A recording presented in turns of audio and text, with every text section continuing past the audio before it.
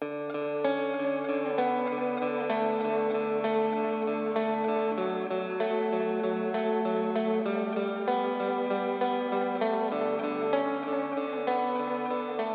voy a explicar una cosa que me suelen preguntar mucho, ¿no? ¿Dónde va la cocina? Yo siempre, bueno, no sabemos lo que estamos haciendo hoy, pues no sabremos tampoco mucho lo que vamos a hacer mañana. Pues yo creo que seguirá siendo lo mismo. Creatividad, evolución, investigación y vanguardia. A Ferran la han entendido muy pocos, ¿eh? No nos vamos a volver locos aquí. Lo que pasa es que el mundo le entendió. El mundo, digamos, de nivel. De alta de una cocina, digamos, de creatividad. Pero, joder, a Ferran ha costado que le entendiesen, porque tenía su forma de expresión, que eso es lo que entonces rompió al mundo. Entonces Ferran no podría decir he comido bien o mal, eso no existe.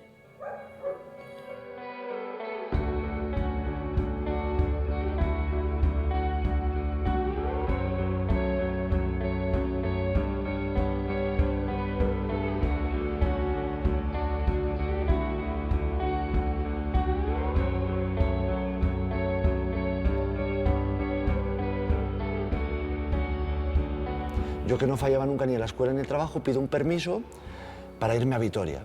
Y me voy a Vitoria y hay un tal Ferran Adrià, hay un tal Martín Berasategui, hay un tal Joan Roca, unos jovencísimos, Andoni, David de Jorge, Vicente Arrieta. Hay gente joven que yo empiezo a descubrir ahí, Marc Beirat con su sombrero, cosas apasionantes que yo había visto en revistas o algunos ni siquiera había oído hablar de ellos. Los escucho hablar, les veo presentar platos y dices, ¿qué está pasando aquí, no? Y eso te motiva más y dices, ahí va. No he sido parte, pero he tenido la suerte o la fortuna de vivir la revolución que estaban empezando ellos, ¿no? Para mí la revolución era mucho más humilde, era la de empezar a aprender y empezar a disfrutar de la cocina.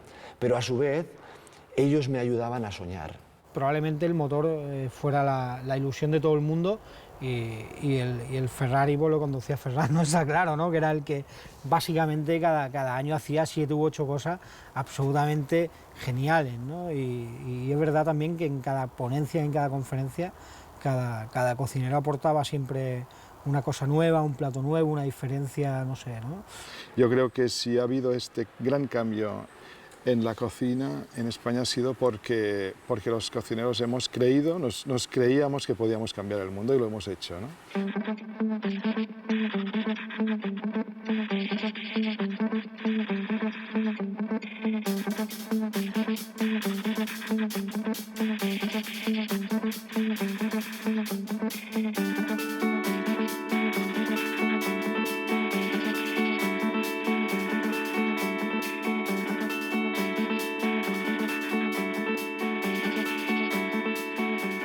Yo no quería ser cocinero, que no me interesaba.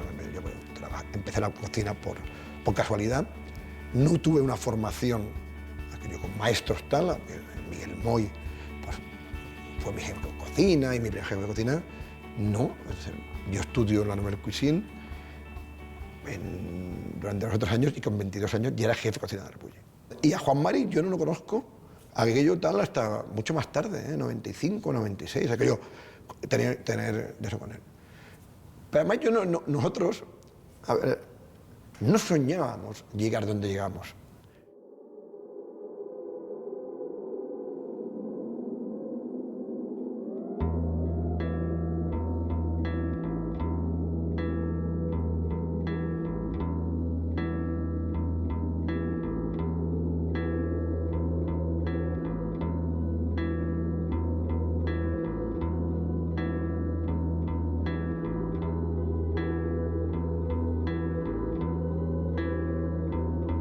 Esto era como una comuna, lógico, ¿no? Vivíamos aquí al principio, todos juntos, era duro los primeros años, que eso es cuando realmente hay que reconocer a Ferran y muy poca gente le pregunta acerca de esos primeros años. Imagínate un día como hoy, en invierno, con frío, sin nadie en la sala, y él en vez de abatirse, ¿no? Levantarse cada mañana diciendo tenemos que aprender, tenemos que hacer cosas nuevas, y su ilusión por aprender era la que nos movía a todos, pero de verdad que nos movía, porque nosotros estábamos en otras cosas. Yo no he visto ningún restaurante que no utilice técnicas y conceptos del bulli, pero a nivel mundial.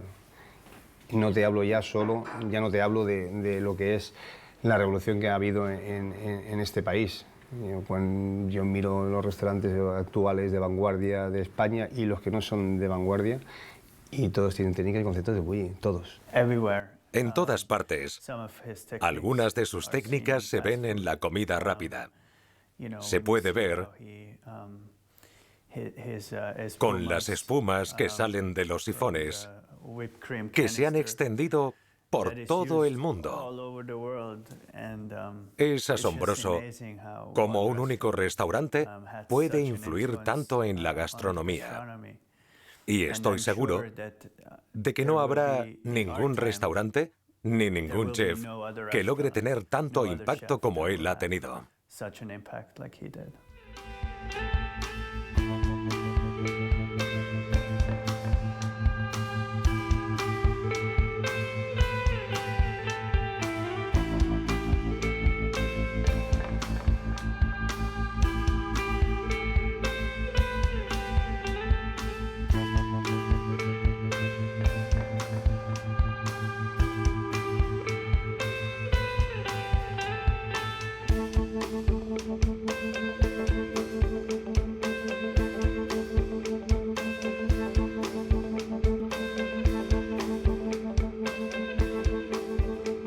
Había un momento mágico, nosotros estábamos aprendiendo en aquella época, usábamos los libros de los grandes cocineros franceses de esa época, de Bocuse, de Chapelle, de Troisgros, de Guérard, de los grandes cocineros de Blanc, y de repente ese movimiento, Juan María Arzac, Pedro Subijana, Carlos Arguiñano, Castillo, lo traen al País Vasco, ¿no?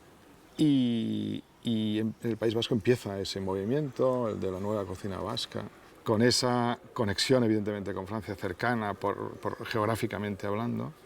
Estaba ya pasando algo y luego hubo la conexión, ¿no? Arzac, Adrià, y de alguna manera esto empezó ya a tomar cuerpo gracias a esa red, ¿no? Que finalmente hemos formado los cocineros en este país, que es lo que ha hecho posible también esta revolución, que sea más potente, que sea más fuerte, que sea más visible. Lo que fue el movimiento de la Nouvelle Cuisine a primeros de los 70 llega a la península, digamos que a mediados 75-76, simbólicamente se expresa a partir del Congreso del Club de Gourmets en Madrid, pero la realidad de los fogones es que en aquel momento hay una serie de jóvenes cocineros del País Vasco, Arzac, Roteta, Subijana, etc., y otros en Cataluña, quizá menos, pero uno muy en concreto, que era Josep Mercader en el Mot de l'Empordà, que introducen, digamos, entre comillas, los nuevos dogmas, los nuevos mandamientos, ¿no? Me pregunto siempre por qué de las cosas.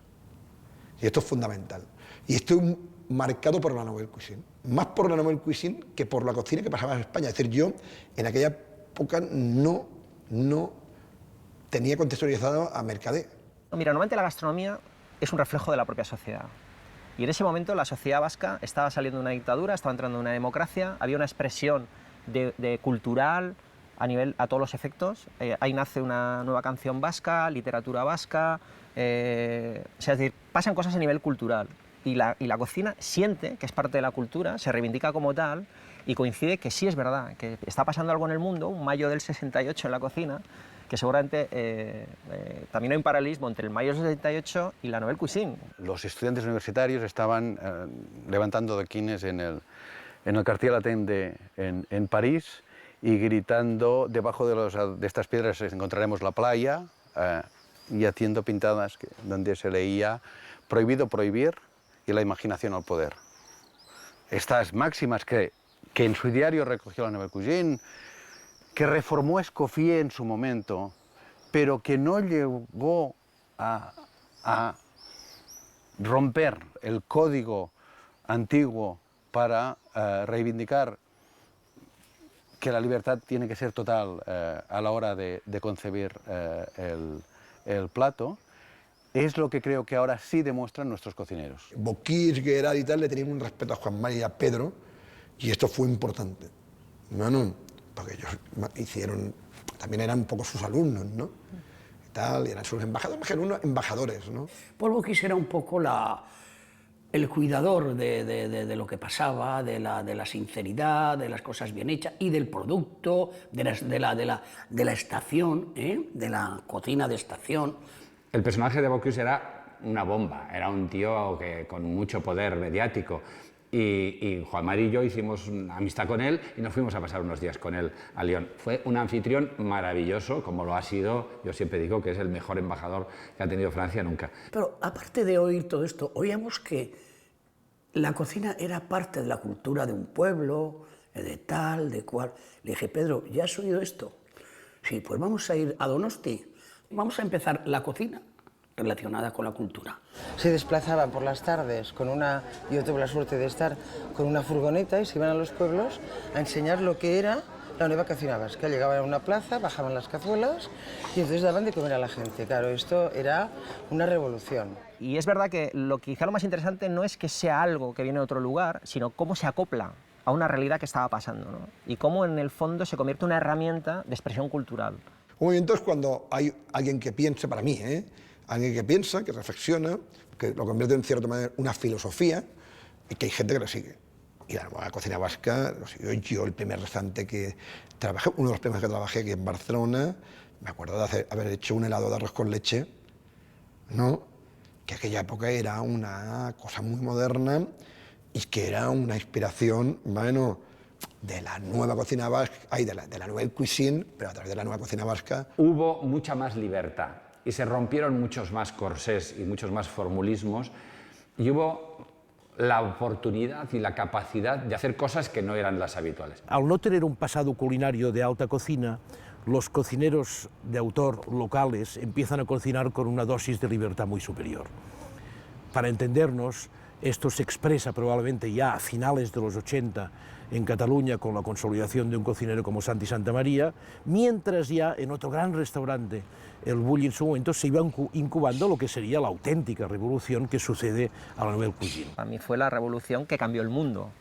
Ya no es que cambie tu sociedad, sino que realmente cambia el mundo y la lideras, que es la revolución que genera un poco Ferran con el Bulli, con esa especie como de casi romper las reglas de juego, ¿no? De repente se acabó, las cosas ya no son así, ahora empezamos a jugar de otra manera, ¿no?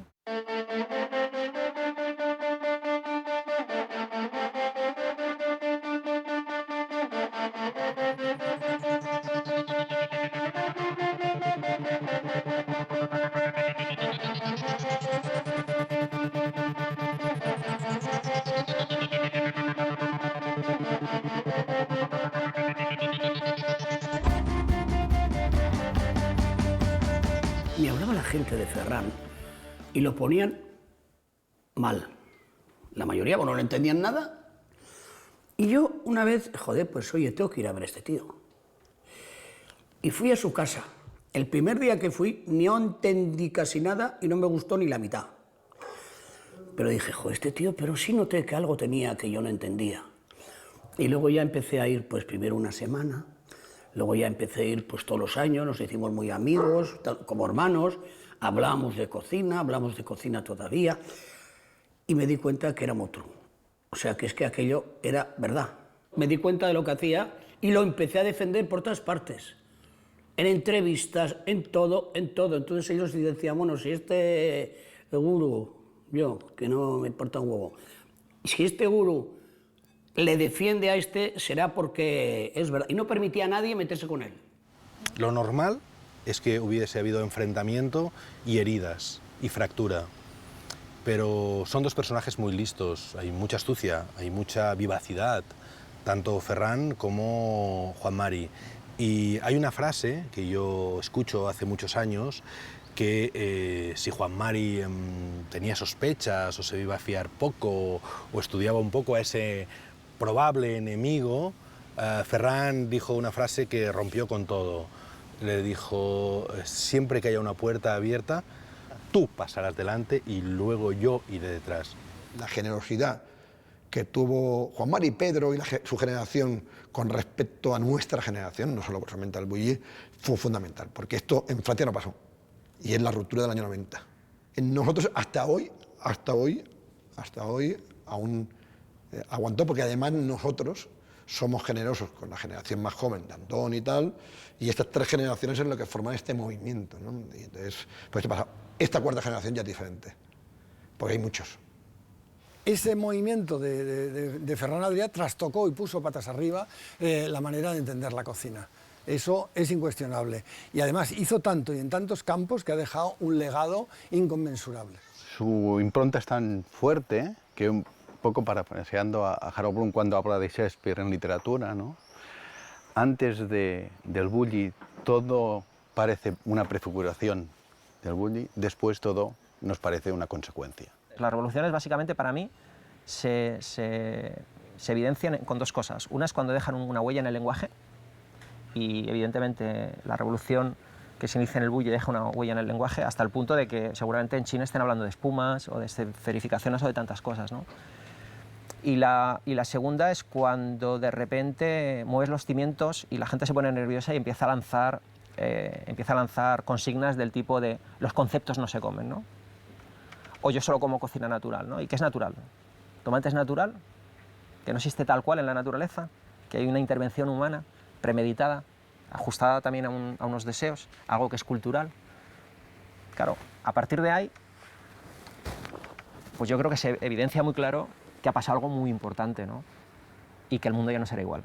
¿Qué es la cocina tecnoemocional de una manera sencilla que no necesite 500 páginas para explicarlo? Es una cocina que apela al placer intelectual, pero al placer emocional. Es una cocina que se come con el cerebro, pero se come también con el corazón. La técnica y la tecnología al servicio de los sentimientos. Al fin y al cabo, todo esa aparatosidad y esos aparatos no significan nada si no llegan a alguien y lo conmueven. A finales de los 90 conocí a Ferran y me invitó a El Bulli. Cuando volví a Módena, empecé a experimentar cosas nuevas, pero centrándome en aspectos diferentes, como por ejemplo, tratar de transmitir emoción no a través de una langosta, unas vieiras o una pieza de cordero, como en la encorsetada cocina francesa, sino a través de un trozo de parmigiano reggiano o una sardina, o ya sabes, los ingredientes de la gente humilde. De la vanguardia, la transformación que representó Ferran Adrià y el bulli en su momento, ha dejado una escuela por el mundo larguísima, pero también la ha dejado Andoni Aduriz, que a su vez es discípulo de Ferran. Las corrientes naturalistas de Aduriz se dejan notar en numerosos discípulos por todo el mundo.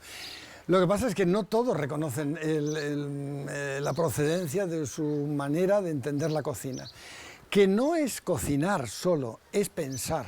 Porque lo que se le exige a un cocinero es una línea de pensamiento. Eso es lo que diferencia a un gran cocinero de un artesano de la cocina. Y esa es la verdadera revolución, ¿no?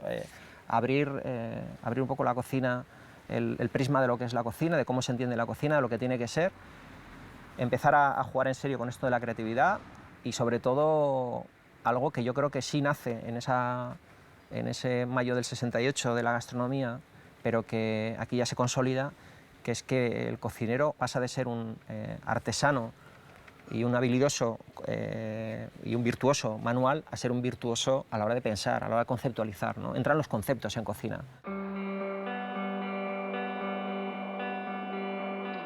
Si tuviéramos que sintetizar qué aportó este movimiento a diferencia de la Nouvelle Cuisine, seguramente sería la radicalidad. Fue más radical en el nivel de experiencia, en el nivel de que no solamente se iban a utilizar los sentidos para emocionarte con la gastronomía, y a nivel de creatividad sería que, a diferencia de la Nouvelle Cuisine, que creaban platos, este movimiento lo que hizo fue crear conceptos, crear técnicas, crear elaboraciones para crear platos. Creo que la experiencia en el bulli me hizo ver que Realmente no sabía exactamente hacia dónde iba en la cocina. Cuando volví, no copié los platos o el estilo. Vi que lo importante es que hay puertas que necesitan ser abiertas y que yo ni siquiera sabía que existían. Así que ahora puedo escoger el camino que quiero seguir. Esto es muy importante. En aquel momento, las técnicas y todo lo que se desarrolló en el entorno del bulli era vanguardia. Ahora mismo, todo lo que deriva de todo eso ya no lo es. Más allá de las técnicas del bulli, era la manera de entender la cocina, como un espacio de libertad en donde lo frío podía ser caliente, lo sólido podía ser líquido, las entradas podían ser segundos y los postres podían ser entradas o primeros, en donde uno podía disfrutar de muchas pequeñas cosas en un corto tiempo en vez de un solo plato de monosabores en una sola comida, ¿no? Hemos hecho mucho recorrido en estos 10 años últimos de explosión. Se han desarrollado quizá más técnicas y más conceptos que en toda la historia de la gastronomía, ¿no? Esto es una manera de trabajar que ya no tiene marcha atrás, porque reivindica de alguna manera el acto básicamente de libertad de la cocina, reivindica el ponerlo todo en cuestión y lo hace desde la calidad técnica, no lo hace desde el desconocimiento, no lo hace desde la insensatez.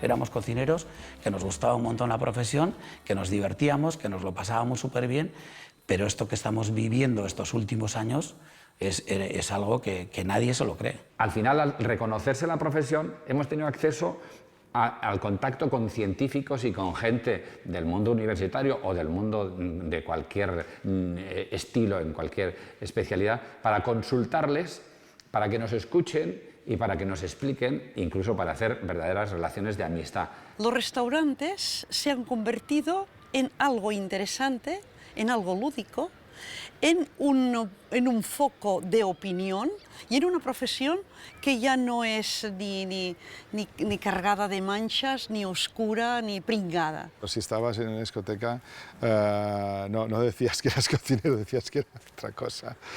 O no, si lo decías sabías que no ibas a ligar, porque no tenía ningún glamour ser cocinero en aquella época.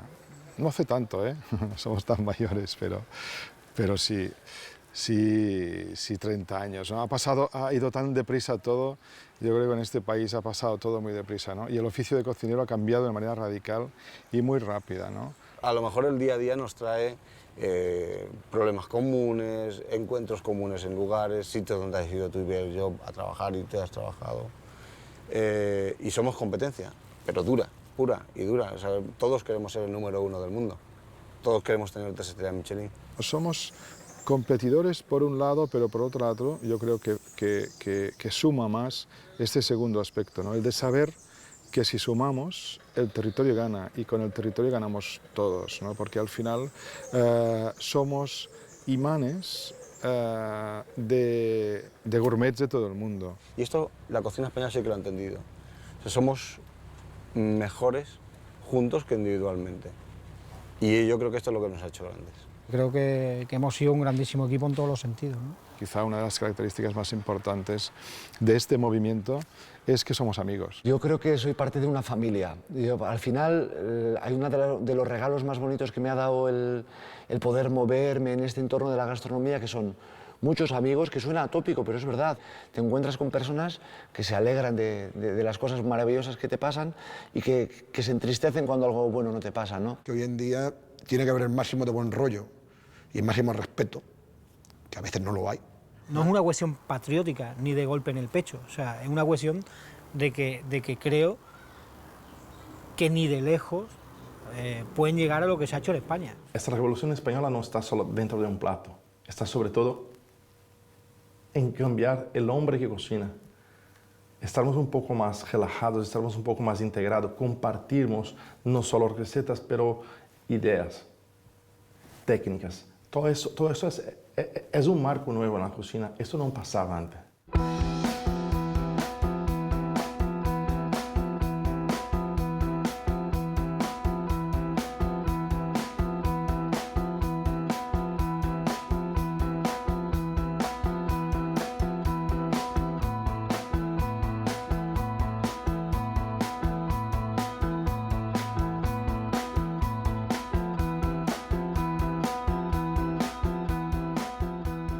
En mi caso personal también hay una persona en concreto que me hizo reflexionar mucho y que me ponía las pilas y me inyectaba gasolina cada vez que venía, que era Rafael García Santos, ¿no? O sea, un personaje tan admirado como odiado, ¿no?, dentro de ese mundo. Las jornadas de Vitoria fueron un antes y un después, porque la dirección lo llevaba Rafael García Santos y Gonzalo Antón, porque se hacía en el restaurante Chaldiarán, y Rafael tenía la gran habilidad de descubrir los nuevos talentos y de descubrir la gente que estaba marcando tendencias. Para mí, la revolución de lo que hoy sería un congreso la marcó Rafael en Vitoria. Todos los congresos son plataformas, teatros abiertos, donde se lanzan mensajes y donde hay medios de comunicación que los agigantan. Eso quiere decir que son importantes, claro. Puede que se haya magnificado a veces algún nombre o que se haya magnificado algún submovimiento, sí, puede haber pasado, naturalmente. Los medios también tienen sus gurús, que son los que de alguna manera construyen discursos, y donde no los hay, a veces inventan. Ahora más que nunca habría que escuchar realmente al periodista profesionalizado, y parece que es menos, cada vez se escucha menos al periodista profesional y se le hace más caso a 4 personas que quizá de las 4, 2 no merecen opinar. No se puede poner en fila india el placer gastronómico. Un cocinero detrás de otro, un restaurante detrás de otro, eso es absolutamente absurdo. Pero vivimos en una sociedad que consume listas, consume primeros puestos y devora esos rankings que te colocan a los 10 primeros en un lugar privilegiado. Michelin es una guía que tiene 100 años. Es una guía con símbolos, eso mismo que se reconoce a Restaurant Magazine y que se le critica tanto, ¿no? Que se critica tanto de eso del mejor restaurante del mundo que es, hay muchos. Pues mira que eso de las estrellas, ¿qué significan las estrellas? 3 estrellas, 2 y 1, también forma parte del esoterismo, pero se ha aceptado iconos, claridad, símbolos. Michelin lo hizo muy bien. Tú vas a un finlandés, vas a un polaco y vas a un chino y le hablas de 3, 2 y 1 estrella y sabe qué estás hablando. También es cierto que uno es lo que dicen que es, no lo que cree que es. Y por lo tanto en este discurso también te tienes que amoldar. Para que dudo mucho que uno pase a ser el número 10 del mundo y bajar 50 y pico, como le pasa por ejemplo a un personaje tan relevante para todos como es Michel Bras, ¿no? Debes de estar, entiéndemelo, por encima de las listas.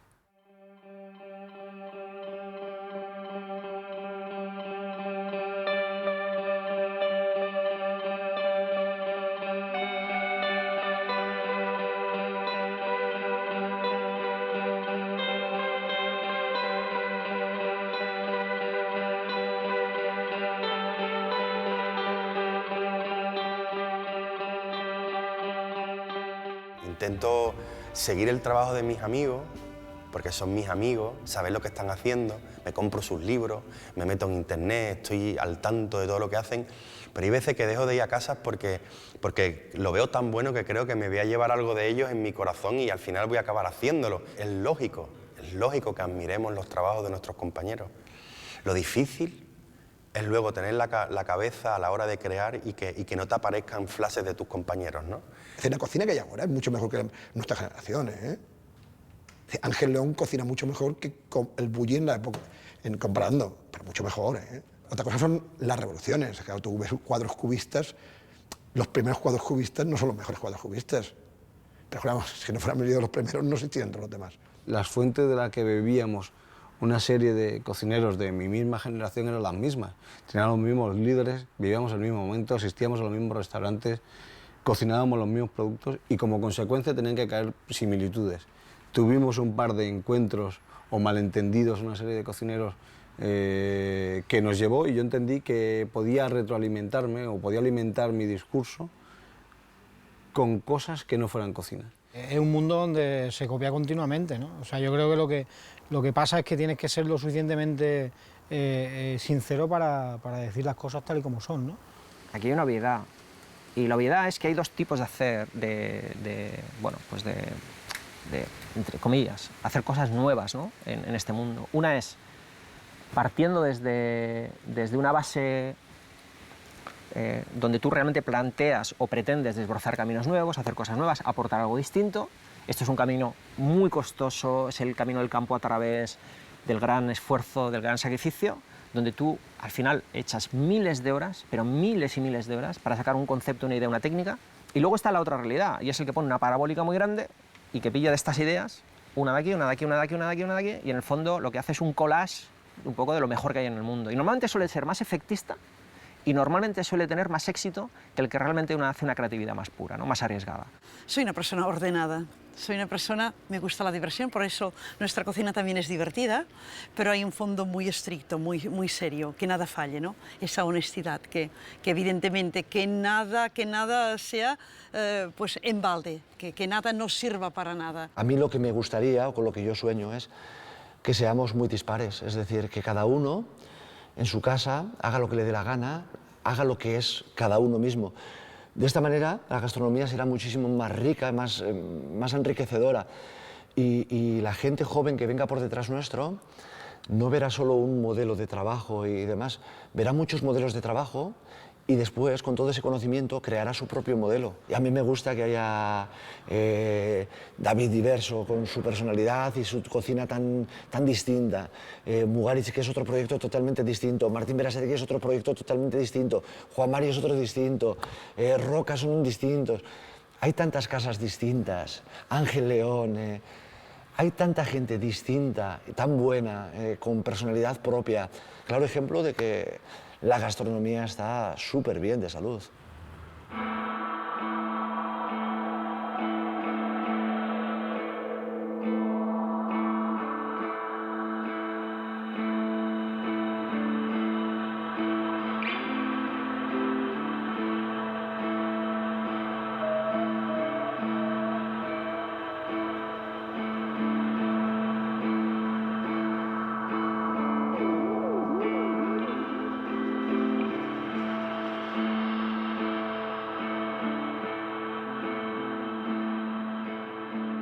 Yo me considero una cocinera que ha bebido de esas fuentes tan rupturistas, que cada vez más me interesa la naturaleza, pero cada vez más me interesa aprender, descubrir, ensayar, ponerle libertad, aunque yo sepa que la naturaleza no puntúa, pero no me importa, es lo que a mí me interesa. Buscas esas raíces de tu cultura, de tu entorno, para potenciar y darle sentido a la comida, ¿no? Y para aquellas personas que vienen de otras partes del mundo puedan comprender o entender una cultura como la que nosotros tenemos, como la que hemos ido desarrollando con el paso de los años a través de la propia cocina, ¿no? Creo que el Celler, aparte de ser una gente comprometida con su oficio y sobre todo comprometido con esa idea fraternal de un restaurante familiar, también ha tenido un papel importante en la evolución de técnicas y de conceptos en la cocina actual. Lo que no ha sido la ciencia ha sido el motor de la creatividad. Es la mirada del artista que ve lo que otros no ven, lo que convierte un ingrediente, una técnica de tecnología alimentaria en una creación que apela a la emoción estética. Recuerdo los primeros tiempos del Celler, cuando la evolución era mucho más tranquila, ¿no? Con los referentes de la madre, de la tradición local, de la cocina francesa, aprendida en la escuela de hostelería, también la fuerte influencia de la nueva cocina vasca como referentes, ¿no? Y todo implementándose en los platos para cada vez más iniciar un camino de investigación, mucho más pluridisciplinar, mucho más arriesgado, hasta convertirse hoy en día en esta máquina de crear creatividad en este restaurante total.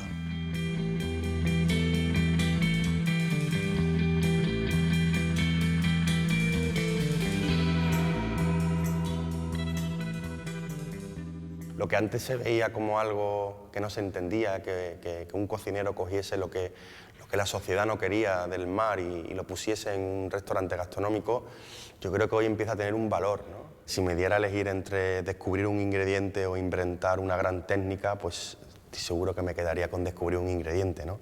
Me siento súper orgulloso de haber descubierto un sabor nuevo y sobre todo algo tan, pues no sé, tan lógico, ¿no? Es decir, gracias al plancton respiramos los seres humanos, ¿no? El 50% del oxígeno de la Tierra lo produce el plancton. Yo creo que el cocinero de vanguardia que investiga, que es capaz incluso de ofrecer una gamba que no tenga forma de gamba, pero que sabe a gamba y que ha necesitado una gamba, no podemos culparle, al contrario, esa persona está abriendo un campo, un camino. Si se equivoca, si solo era un chiste, quedará en el chiste, pero si ha avanzado, la sociedad es lista, la sociedad absorbe. El primero que hizo un huevo frito debía ser un loco, o alguien que se le rompió un huevo. Por lo tanto, que viene esa rotura, ¿no? ¿Cuántos huevos no podemos hacer ahora? ¿Cuántas técnicas no hay de huevo? Hay que avanzar. Prohibido prohibir. Ha habido una aportación en el campo de la innovación y la investigación, a través de la cocina al vacío y a través de dar a conocer los termostatos de inmersión térmica. También el uso del humo, ¿no? Las pipas mecánicas que Jordi incorporó en la cocina y que después rápidamente se difundieron y empezaron a usarse en muchas cocinas. La incorporación de moléculas grasas en las bases heladas, ¿no? como hacíamos en el viaje a La Habana, esto quizá antes tampoco se había hecho. El empezar a usar la destilación, captar aromas volátiles y poderlos incorporar, convertir aromas en sabores. Yo creo que en el bulli es tan importante la metodología de trabajo como el resultado, las técnicas, las evaluaciones, tal, que esto son cosas que la gente no habla. La organización, la libertad, es dejar abierto el bulli a que la gente hiciera stage y que le damos las recetas. O sea, esto es lo que es importante en el bulli. Cuando empecé, que naturalmente empecé a ofrecer unos pies de cerdo sin huesos o un pescado sin espinas y yo recibía críticas ridiculizándome, yo siempre había pensado, no te mosquees, no te enfades, es en la mesa que vas a convencerlos. Por lo tanto, quien se enfade, quien critique a alguien que una pincelada y le está sirviendo, no sé, un rabo de toro, que se siente en esa mesa y cuando lo ha vivido, que lo critique, ¿no? Lo peor posible en una experiencia gastronómica es la indiferencia. O sea, prefiero que la gente se enfade. No es mala señal que la gente se enfade, que se rebele. Lo peor es la indiferencia.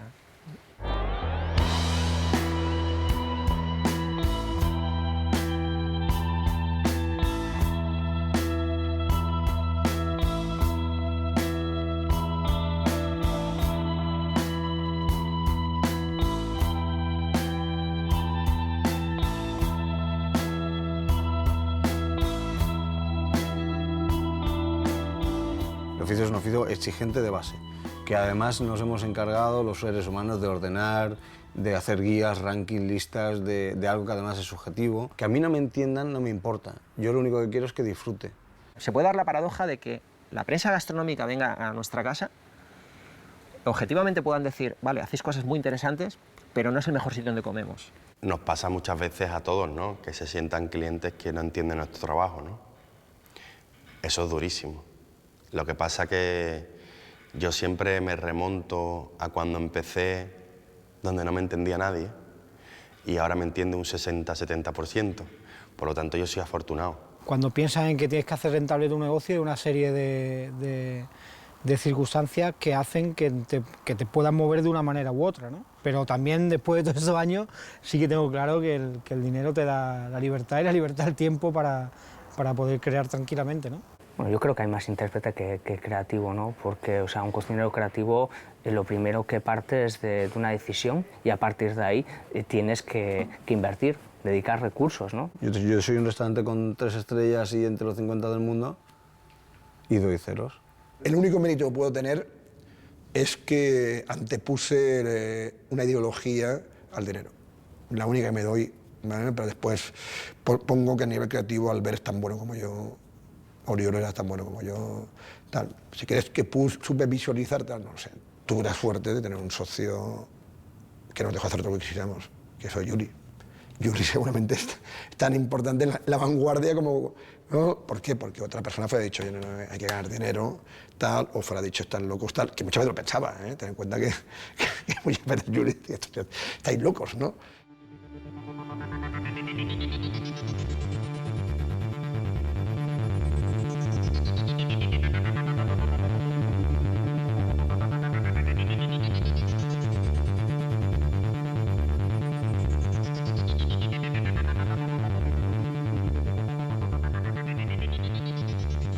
Dos cocineros de 3 estrellas Michelin a menos de 100 kilómetros de distancia también a veces se detestan cordialmente. De manera que esto puede ser lo que sucediera. Yo creo que en el País Vasco sucedieron cosas parecidas, dentro de un ambiente, por lo general, muy amistoso, muy solidario. Y es que el gran amigo en el País Vasco de Ferran Adrià era Arzac, para entendernos, que hacía una cocina pues en su momento muy distinta de la que después fue evolucionando, y el gran amigo en Cataluña y en el País Vasco de Santi Santamaría era Martín Berasategui, que hacía una cocina seguramente más próxima a la vanguardia. Una manera de reivindicar que se estaba haciendo otra cocina, otra forma de entender la cocina, muy respetable, tanto más como la otra. Lo que pasa es que una cocina movía el mundo y la otra ya la había movido hace tiempo. El tema que pasó con Santi fue la culminación de un ataque contra la vanguardia que pasó con Santi, pero podía haber pasado con otra persona. No. Me dolió mucho en el sentido de que fue una lástima, ¿no? Fue una lástima porque fue innecesario, porque Santi era un extraordinario cocinero, tenía un restaurante maravilloso, varios restaurantes maravillosos. Las consecuencias son lo importante, yo creo que ahora no es importante decir, seguramente, y esto puede sonar aquello marciano, fue bueno, pues le dio una solidez a todo este movimiento. La gente no recuerda, ¿no? Porque no recordamos nada. Abrir telediarios, Ferran Adrià envenena. También demostró de alguna manera, aunque por unas vías que no deseábamos nadie, la potencia de atención internacional que despertaba, digamos, el movimiento culinario que se estaba germinando aquí, ¿no? Yo creo que aquello en general fue un error. Y fue un error que después, desgraciadamente, no se ha podido remendar por parte de Santi, porque la muerte le sorprendió de una manera trágica y muy joven, más allá también de aprovechar para decir que fue un personaje excepcional y un cocinero extraordinario, realmente. Visto ahora desde la perspectiva del tiempo, vivimos muy intensamente y muy rápido. Probablemente Ferran no debería haber creado la esferificación hasta dentro de 10 años, ¿no? O sea, no hace esa hoy día, no sé cuánto hace, ¿no? Fue importante aquello, ha sido importante lo que vino después de lo que soy parte, y va a ser importante lo que va a venir ahora. Y no solamente nos quieren por lo que hemos hecho, sino por lo que vamos a ser capaces de hacer. Las generaciones que vienen tras nuestros van a poder disfrutar de ese momento dulce que tiene un recorrido largo, que esto va a continuar, pero la revolución está hecha. Y si se vuelve a producir otra, quizás sea en otro lugar del planeta. Es difícil mirar al futuro, o sea, es bastante complicado, ¿no? O sea, sobre todo cuando el pasado ha sido tan sumamente esplendoroso, ¿no? Y tan sumamente fructífero, ¿no? En todos los sentidos, ¿no? Me gusta mirar hacia adelante, el presente es maravilloso y creo que el futuro lo será más. A las nuevas generaciones, se lo tenemos que decir, porque ellos les ha sido muy fácil, ¿eh?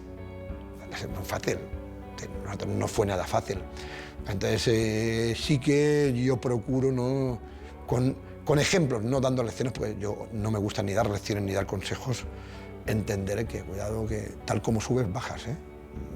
Vivimos en una sociedad Kleenex, donde igual si tienes 3 estrellas Michelin, si has sido el mejor restaurante del mundo y tal, esto da igual, es que da igual, estás muerto.